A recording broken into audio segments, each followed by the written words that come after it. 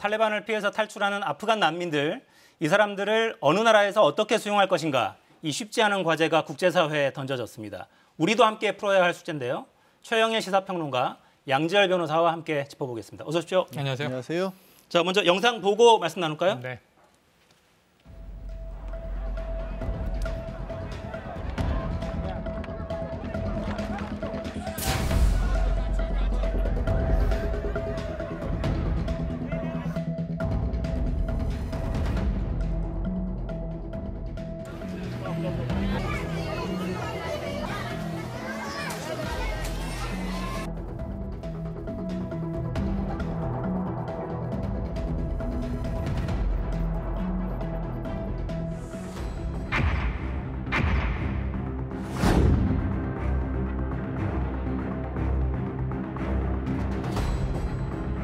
Und in diesen Stunden heißt es jetzt vor allen Dingen Menschen retten. They're landing at U.S. military bases and transit centers around the world. We will welcome these Afghans who helped us in the war effort over the last 20 years to their new home in the United States of America.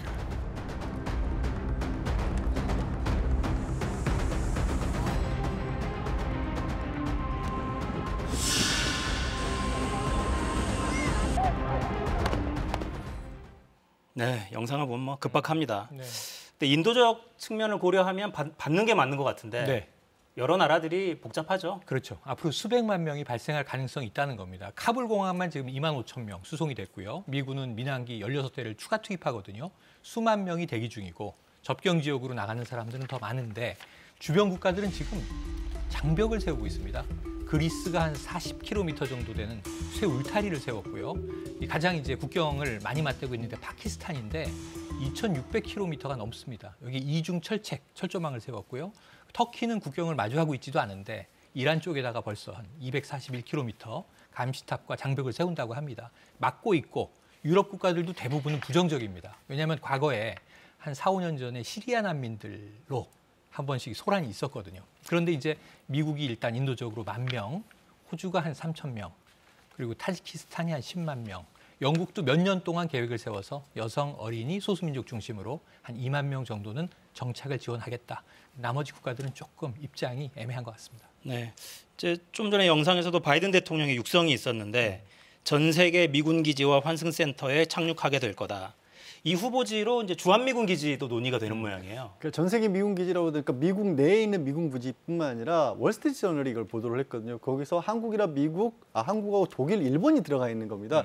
미군 사령부 측에서는 주한미군 측에서 뭐 당장 지시가 내려온 바는 없다라고 하지만 또 만약에 지시가 내려오면 협력을 해서 우리 정부와 협력을 해서 숙소라든가 지원을 계획을 하겠다고 했는데 미군 기지라고 하는 게 우리 땅에 있지만 굉장히 강한 자치권이 주어진 거거든요. 어쩌면 미국 영토처럼 그 안에서는 이 활동을 할 수 있는 건 맞는데 그런데 또 미군 지휘협정 이른바 소파에 따르면은 이 군속이라든가 군인들도 대한민국 정부의 협력하에 대한민국 법령에 따라서 활동을 하도록 돼 있거든요.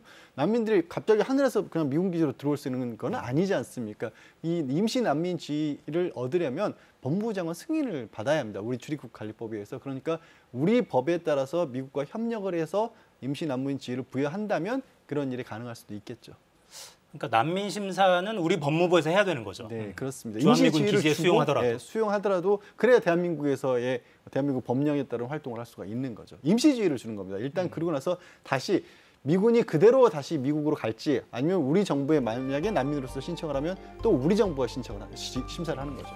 그렇죠. 주한미군의 입장은 이렇습니다. 지시를 받은 적이 아직 없다.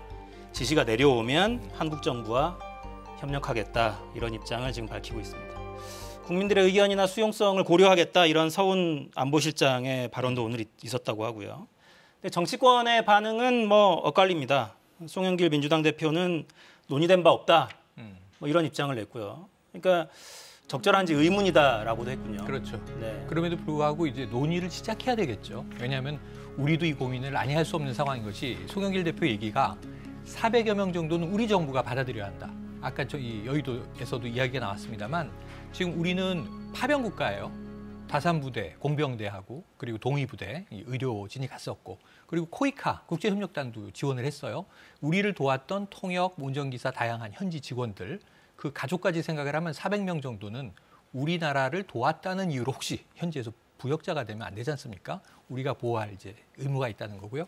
그 외에 이제 미국을 통해서 수송되는 난민 중에 얼마를 우리가 할당받게 될 것인가에 대해서는 이 내부적인 공론화를 해야 또 찬반 여론들을 조율해 나가면서 대책을 세울 수 있지 않겠습니까? 그래서 지금 오히려 국민의힘이 한미동맹을 이제 근거해서 일시적으로라도 난민을 수용하는 것이 옳겠다는 입장이 나온 만큼 아마 여당도 좀 전향적인 논의가 있을 것으로 전망이 되고요. 지금 이제 흥미로운 건 경기도가 조금 긍정적인 입장을 밝혔어요. 네. 캠프 험프리스 수용 가능성 여력이 있다 이런 입장이네요.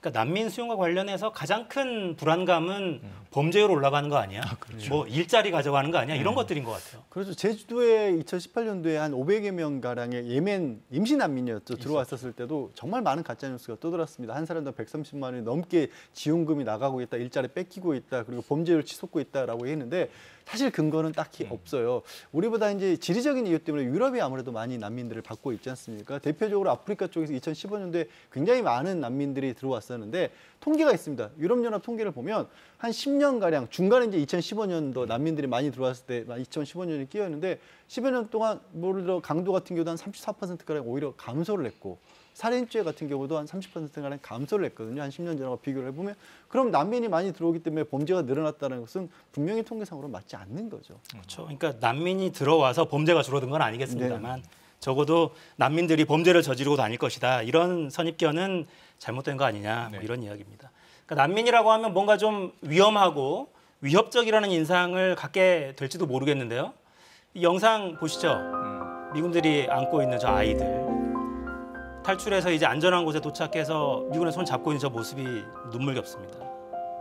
탈출하고 나면 그림 그리고 천진난만하죠. 이 무고한 사람들, 특히 죄 없는 아이들은 지켜줘야 하지 않을까요? 진지하게 사회적 논의가 좀 시작되기를 바라보겠습니다.